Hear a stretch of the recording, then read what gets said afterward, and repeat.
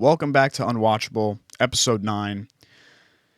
First episode of 2026. It has been a long time since I've been uploading. It's been a while. It has been a while. I've been busy so much, guys, but we're not here to talk about that. We're here to talk about the New York Mets signing Bo Bichette to a 3-year, $126 million deal. Finally, the Mets did something. The Mets finally did something. After losing out on Kyle Tucker to the Dodgers, what a huge surprise. The Mets go after Bo Bichette, and they finally get somebody. Finally, it only took forever. It only took forever, guys. Now, this week has been absolutely crazy for the New York Mets. They were in a battle to get Kyle Tucker all of a sudden, and that did not play in their favor. But this Bo Bichette deal played in their favor. So, Tucker goes to the Dodgers. What a huge surprise there. What a huge surprise, Kyle Tucker to the Dodgers. Well, whatever. Mets get Bo Bichette, who spent his entirety of his career from 2019 to 2025 with the Toronto Blue Jays. And Bo Bichette was known. He's a good shortstop. He's a good bat. He hits for average. Doesn't have as many home runs as Alonso had or RBIs in that sense. But, it's a good bat to have in the lineup. This was a very needed bat. A big bat coming to Queens finally. And it's not a replacement for Pete Alonso. But yet again, not really a lot of these people have. But it's a good, somewhat replacement, if you want to call it. I mean, listen, the RBIs and the home runs aren't there. Maybe the RBIs, but the batting average is really what stands out. Bo Bichette hits for average, which is actually good. So let's get into this deal, shall we? Bo Bichette, 3 years, $126 million. Another, not a long-term deal by David Stearns, but this is a good deal. I like it. He's making $42 million a year. He's got an opt-out after the first year, and he's got an opt-out after the second year. I'm looking at this deal as a 1-year deal, and here's why I say that. So, yes, the Mets are paying Bo Bichette $42 million a year, but he has an opt-out bonus of $5 million if he opts out. I don't know why it was like that. I guess the way the deal was negotiated, but $5 million if he opts out. So, you think about it. If he opts out, Mets are paying $47 million. $47 million. That's crazy. Now, the Mets are losing draft picks to get him because of the qualifying offer that he had from Toronto, which he turned down. But finally, something to feel happy about. I mean, geez, honestly, when I found this news out, I was listening to WFAN, and I'm like, you know what? This is a solid deal. I will take this. I seriously will take it. I wasn't a fan of the Jorge Polanco signing. I'm not a fan of the Marcus Semien trade, but that's all in the past. Bo Bichette's numbers for 2025, which honestly, they're not that bad. They're actually pretty good, for Bo Bichette. So, the batting average is probably the one that speaks out the most. 311 hit in 2025 with the Blue Jays. 94 RBIs, 18 home runs. So, he's not a replacement for Pete Alonso, obviously. But, in the sense of batting average, it's very good. RBIs are kind of there with Pete Alonso. Obviously, Alonso hit 126 ribbies. Not 100, not 94, but listen, that's fine. If Bo Bichette knocks in 90 RBIs for the Mets this year, it's a good thing. And 18 home runs, obviously doesn't have a lot of pop in his bat, but when he does connect with a ball and he squares it up, it's going out of the ballpark. We saw that in Game 7 of the World Series when we took Shohei Ohtani deep. But this is a good signing. I like the deal. Bo Bichette, 311 batting average. I will take that. I will take that for the New York Mets. And I'm gonna assume he's gonna bat behind Juan Soto. I don't think Jorge Polanco is gonna hit third. Maybe Jorge Polanco hits cleanup. I don't know. But Bo Bichette will most likely hit behind Juan Soto. So at third. Bichette played all of the 2025 regular season at shortstop until getting injured and returning in the postseason for the Blue Jays, where he played second base. That's right. He switched to second base. They kept Andre Jimenez, another former Met, at shortstop. And they moved Bo Bichette to second base, and he was good. Now, when it comes to the Mets, Bo Bichette will be playing third base. So, another infielder out of position, but I don't think it should be too bad for Bo Bichette. If he played second base and shortstop, I think he'll be good. But according to Baseball Savant, this was a little, kind of like a red flag to me. He was rated as the second worst shortstop in the league. But yet again, that's last season, and now he's playing third base. So it's a good, definitely going to be a transition year for Bo Bichette to play third base. But I think he should be good. He's going to have Francisco Lindor at short. He's going to have Marcus Semien at second base. And well, I don't know who's playing first base now. I guess Jorge Polanco, I guess. But we're going to talk about the positions and after all the positions that the Mets need. So the current available spaces for the Mets and the holes all over the field are first base, left field. Oh man, left field indeed, and another center fielder because Tyrone Taylor's not an everyday player. So, got to flip the script real quick. So what does this mean for the Mets position players who are still on the team, like Vientos, Beatty, Mauricio, Acuna? I think that's all. I don't know if I'm missing anybody else because McNeil's gone, and yeah, we're not going to talk about anything else. I think the big question is, are the Mets going to trade one of these kids? Well, here's how I'm viewing this. A lot of people want to trade Beatty, and they want him to go somewhere else. People want to trade Vientos. Here's what I'm going to say. I just want everyone to, hear it out and just think about it for a minute. I would keep Beatty and Acuna, and here's why. Brett Beatty has already shown that he can play multiple positions. We saw in the beginning of year 25 where he's playing second base, and Mark Vientos was putting on a defensive masterclass at third base, and I mean that in the most sarcastic way possible. I mean, he was putting on just error after error over there. So then, yeah, Mark Vientos. So keep Beatty and Acuna. Beatty can play multiple positions. Maybe Brett Beatty learns first base. Maybe he plays left field. Maybe he's your backup third baseman. I don't know. We're going to see where it takes. I heard rumors that Beatty will play first base, though, which... okay. I mean, whatever. It's whatever David Stearns wants, I guess. And I would keep Acuna. And I'm more of a big Acuna guy. I'm a big Acuna guy, and here's why. In late innings and late games, Acuna is a great defensive replacement. He definitely has a lot of speed. Got a lot of speed. I'm telling you right now, a lot of speed. And we saw that in the 2 seasons that he's played. He's stolen bases, good defensively. He could play third, short, second. We might even see Acuna play the outfield, maybe left field, maybe center. We don't know. But, and a day off rest, maybe, Marcus Semien needs a day off, or if he gets injured, or Bo Bichette gets injured. This is why I would keep Beatty and Acuna because they could both play all over the diamond. Beatty could play second, he could play third. Acuna could play short, third, second. He could play the outfield. We saw that in 2024 where he was playing center field for a little bit. So I would definitely keep these two guys, and I would trade away Vientos, and I would trade away Mauricio. Mark Vientos, man, he had a really bad 2025 season. I shouldn't even say bad. He had a disappointing 2025 season. The errors... just not hitting. It wasn't 2024 for him. It was just not his season. He had a good month of August until September where he got openly benched because of how bad his defense was. Openly benched is really bad, and he didn't really show up at all during the rest of the season, and ultimately the Mets, well, we don't got to talk about the 25 season, but that season was a mess. But Patrick and I will be doing on Loyal Losers. We will be revamping the whole 2025 collapse, so stay tuned for that. We'll be painting ourselves like crazy to do that. So I would definitely keep Beatty, and I would keep Acuna, and I would trade Vientos and Mauricio. And you know what? I was a very big Ronnie Mauricio fan when he first came up, and then ultimately he got injured in the Dominican Winter League in 2024. I feel bad for him because I feel like, I say it all the time, the Mets mishandled him like crazy in 25, where, he sat on the bench for 5 weeks, didn't get, sent down to the minors or anything. He was just sitting on the bench doing nothing, and he really didn't do much for us besides the home run in San Diego, which was amazing. The home run in San Francisco was good. Showed a little bit of good defense, but made a couple errors. Yeah, so... But I would definitely trade Vientos and Mauricio. I really want the Mets to go out and get Jared Duran from the Red Sox, the left fielder.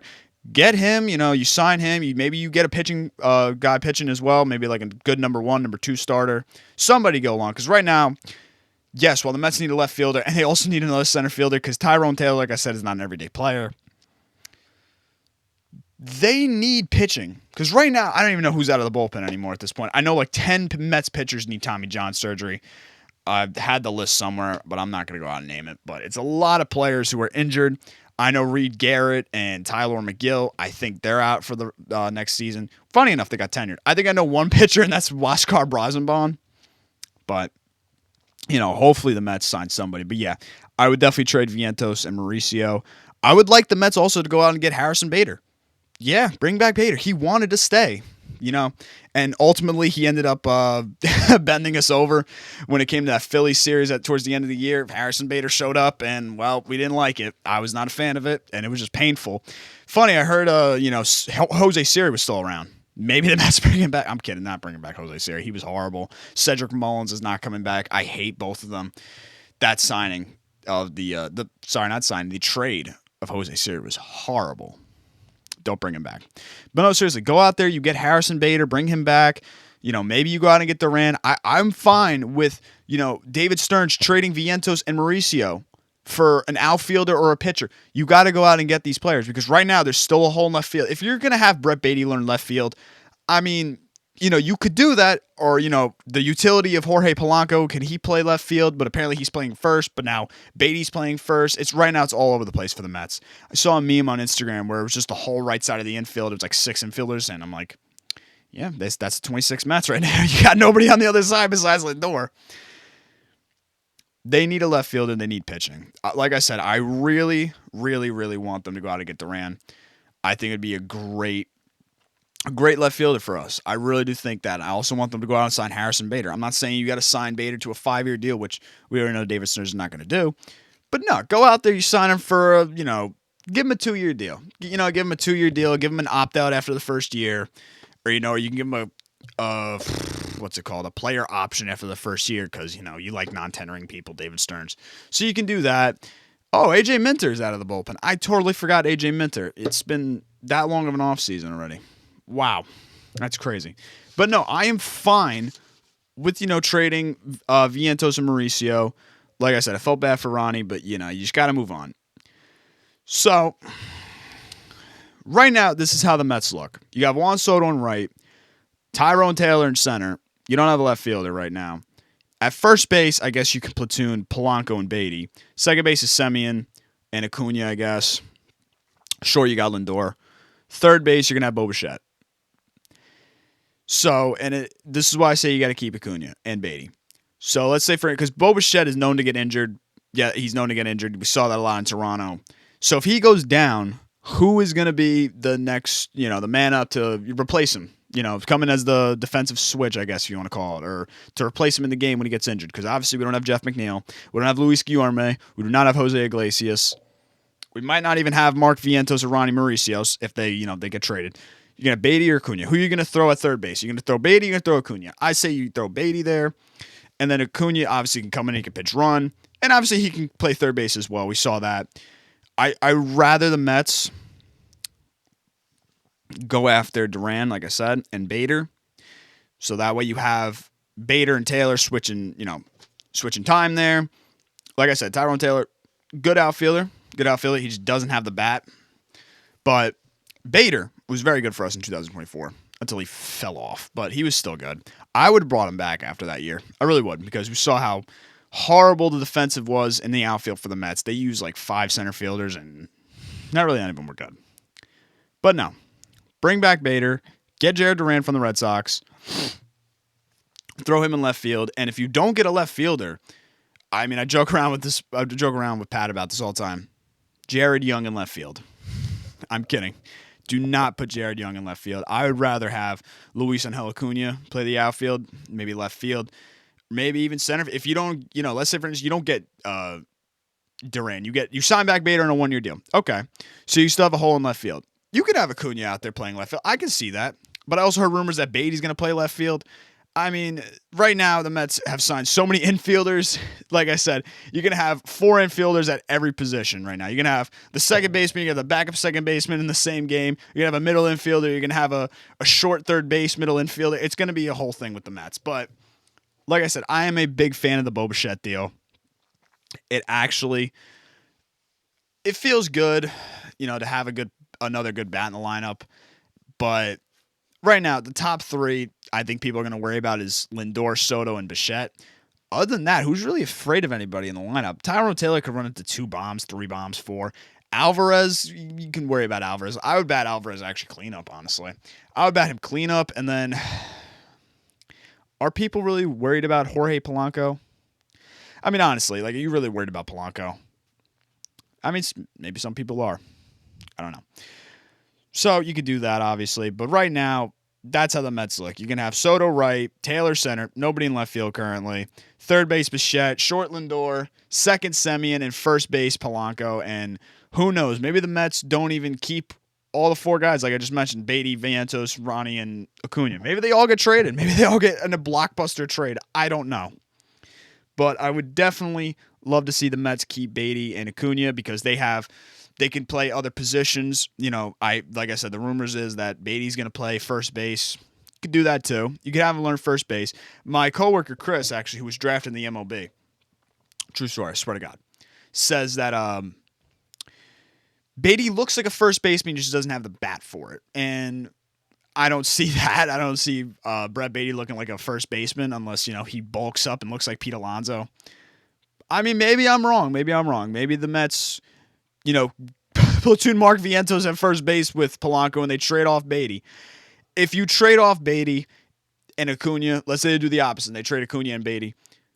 Get an outfield prospect. Not an outfield prospect. Get an outfielder. Please get an outfielder. We need an outfielder. Trade Jared Young. Trade Jared Young, man. Screw it. Trade Jared Young. Get an outfielder. Get a pitcher. Because I think that's the one thing also messing with the Mets. You need another starter. Because what version of Kodai Senga are you going to get? What Sean Manaea is going to show up for us? Is Clay Holmes still going to be good? Because right now they're relying on, obviously, Noah McLean. He can go 8 innings. But he can't go 8 innings for you every single day. Like, he's not another Jacob deGrom. I might be wrong. He might be another Jacob deGrom, guys, but you don't want to kill the kid, obviously. Brandon Sproat, I heard around in trade talks. I don't want to see Brandon Sproat go. It's not the kid's fault that team collapsed. It is not the kid's fault at all. I saw a lot of people saying, yeah, trade Jonah Tong. Dude, Jonah, you cannot trade Tong. That was not his fault. The kid's so young, he can't be up there, man. And that's the problem. That was the problem with the Mets in 25. Their pitching was so bad that they relied on kids who were not even old enough to purchase alcohol. I can't talk because I can't purchase alcohol either. I'm only 20. Maybe Noel McLean's 21, but I don't know. But you can't blame the kids for that. The bullpen was so exhausted because the pitchers couldn't get the 3 innings. They had to come in, and that led to an exhausted bullpen, which is why 10 players from the Mets, 10 pitchers, I should say, out of the bullpen right now from the Mets have Tommy John surgery. Drew Smith was always injured, and that one, you go back to 24 in Chicago with the Edwin Diaz got thrown out for having the quote-unquote sticky substance. Drew Smith was left in the game to face one more batter for Carlos Mendoza. That one looked a little fishy. And then Jake Diekman was brought in and got the final out. Jake Diekman, is he still floating around in the MLB, actually, guys? Is he still floating around? Are the Mets going to sign him back? They're going to sign him back? I heard rumors that Adam Ottavino is coming back. I mean, what is what's the new podcast called? Breakfast and Coffee? Bacon and Coffee? Baseball and Coffee? Something like that? It's a weird one. I think Adam Ottavino's stirring the pot with a lot of things when it comes to the Mets, but that's just him. Paul Blackburn, too, said the difference between the Mets and the Yankees clubs out. Paul Blackburn, shut up. Shut up. Just shut up. I mean, I forgot he was even on the team. I knew he was on the Yankees because I saw him in the playoffs with the Blue Jays, and he was horrible. So, shut up, Paul Blackburn, please. Adam Ottavino, you're another pot stirrer. But yeah, like I said, I would love to see the Mets keep Beatty and Acuna just because they can play other positions. Like I said, what happens if Marcus Semien goes down with an injury? What happens if Bo Bichette goes down with an injury? What if Jorge Polanco goes down with an injury? You got to have, your backup infielders. But you don't need 17 backup infielders. You don't. Also, apparently, so I should have mentioned this earlier, Carson Benj is going to be the left fielder. I saw that the predictive lineup is Carson Benj. I'm not hating on Carson Benj or Jet Williams for that matter. Do you really trust them? Do you really trust them to make their big league debut as the starting left fielder for the Mets? I mean, I still hear rumors that they're going after Bellinger, but in order for that, Cody Bellinger to take a 3-year deal because we already know the Mets are not handing out long-term contracts. So Cody Bellinger's going to have to take a really, really big cut. And I know Scott Boras will not like that because Scott Boras, always says, bet on yourself, bet on yourself, bet on yourself. Well, Cody Bellinger's not getting a deal right now. Who knows? Maybe Cody Bellinger goes to the Dodgers on a 10-year deal because, the Dodgers spend trillions upon trillions upon trillions of dollars every year, but they win. Now, obviously, the Mets don't want to hand out long-term contracts like that. So I heard the rumors that Carson Benj is playing left field. Okay, but who's going to be the other center fielder? Because Tyrone Taylor's not an everyday player. You're going to throw out Jet Williams there. I mean, listen, if that's the plan, then all right, whatever. You're going to split time between Beatty and Taylor in center, Acuna and Taylor in center. I don't know. But all in all, this Bo Bichette signing is a very good signing by the New York Mets, and we will see what pens with these infielders. Brett Beatty, Mark Vientos, Ronnie Mauricio, and Luis Angel Acuna. We will see what comes about. Like I said, I would love the Mets to keep Beatty and Acuna and trade off Vientos and Mauricio, cut the dead weight off, like what they did with J.D. Davis and Robinson Cano and Darren Ruff. I heard rumors Darren Ruff's going to be the outfielder. But I don't know. We'll see what happens. Maybe Jorge Polanco goes out and play left field. We will see. It's a very long offseason, like I said, but this Bo Bichette deal is actually a good thing. We just hope he doesn't opt out after the first year, which if he does, it's whatever. He gets a $5 million opt-out bonus, and, it's $47 million a year, but if that happens, it happens. We will see what comes about of it. But thank you guys for tuning in to this episode of Unwatchable. I will catch you guys in the next one. Have a good day, guys. Peace.